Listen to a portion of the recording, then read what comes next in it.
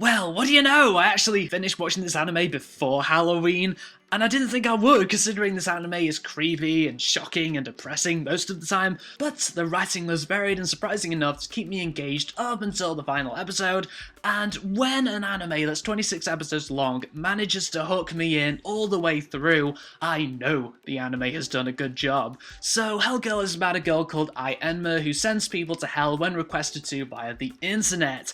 Doesn't that sound interesting? Well, it was an interesting idea until I found out about the anime's supernatural cop-out, where Ai is not a human with a career as a hit woman, but an emotionless demon with special powers.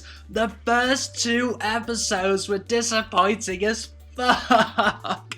Oh, how I wanted Enma to be human, as it is possible that a girl would be crazy enough to set up a website, get requests to kill people, and then fucking kill people. Heck, the anime could have even retained its horror genre via Ai killing people in scary and possibly gory ways. This anime did not really need a supernatural twist, and at first, I felt really disconnected from the clearly unrealistic material. I do get that this anime needed a supernatural twist so that someone doesn't, actually be stupid enough to set up a hitman website in real life, but still, I personally prefer it when horror is practical and realistic within the world it exists in. A more superior horror anime, Psychopass 2, did have heavy sci-fi elements, but its horrific events could realistically happen within its world. And it's the same problem with my official Halloween 2015 anime for review, That's an anime which could have seriously worked without its supernatural stuff, but alas, the Hellgirl of the title is not some crazy hit woman, but a demon. Obviously, I forgot all about my butt hurt after episode 3, but still, I stand by that Hellgirl is kind of a missed opportunity for a realistic horror anime. But all that supernatural cop-out stuff aside, Hellgirl as a horror anime is a horror anime. The first 13 episodes are scary and creepy and surreal. A lot of the horror does come from watching people, usually young people, getting driven to what is essentially murder, usually by complete and utter douchebags. I mean, some of the shit that happens in the first half of Hellgirl, especially the ending of episode 10, is just appalling, and appalling in an engaging way. This anime may be a horror, but it doesn't rely on any gore or scary language, just psychological social horror where characters do terrible as fuck things. The best episode is episode 6. It was surprisingly well written, as it successfully blended mystery and horror and drama altogether. Generally, the situations in this anime are quite extreme and the outcomes are generally predictable, but the writing was intelligent enough to avoid making me feel disconnected all the time and bored, and also they added twists here and there, sometimes mild and sometimes extreme, which successfully kept me interested in this anime throughout. The second half of the anime focuses more on a father and daughter investigating Hellgirl cases, which I thought at first was just a cheap way of adding an actual story element to the anime, but little by little I saw the strong bond they both had before the inevitable finale, and I'm actually glad this anime dropped most of the horror for its final half. Just like with the anime Bokuranu, the writers realised that if the audience is constantly subjected to characters getting killed, then the audience would end up hating the anime for being too much. The second half is more of a mystery,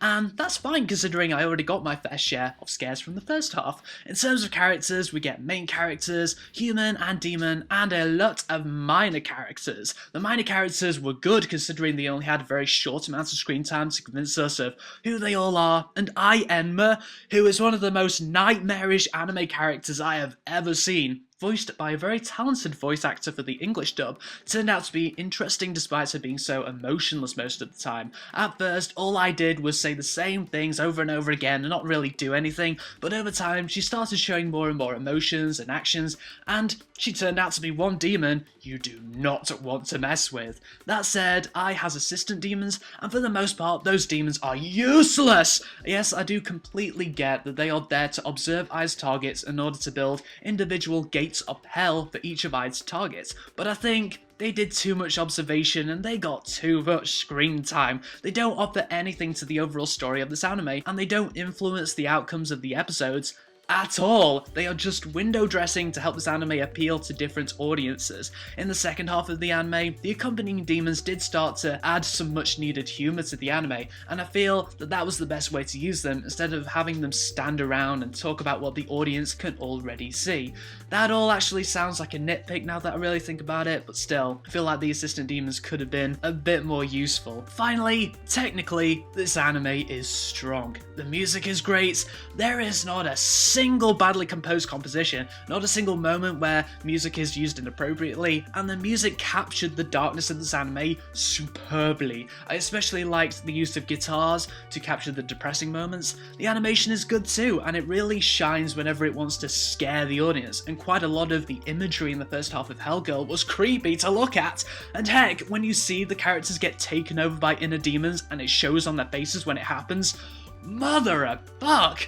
The only other problem I had with this anime, again it's kind of a nitpick, but there is this one very short and distracting shot towards the end of the final episode which made I look like a douche for no reason. That shot should have just been removed entirely. No spoilers here really, but you'll know when you see it. It involves an innocent guy watching a TV, and since it was in the last episode, that moment really sticks out in my mind. There is also one episode where I clearly should have rejected the request, and it was established that I is capable of rejecting requests, and the only reason she honoured that request is because plot device. But overall, even though I'm pissed off that this anime copped out by going the supernatural route, Hellgirl still delivered the goods.